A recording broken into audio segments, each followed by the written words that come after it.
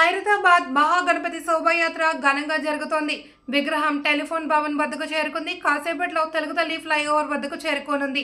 మధ్యాహ్నం 1 గంట ప్రాంతంలో హుస్సేన్ సాగర్లో క్రేన్ నంబర్ 4 వద్ద మహాగణపతి గంగమ్మ బడికి చేరనున్నారు.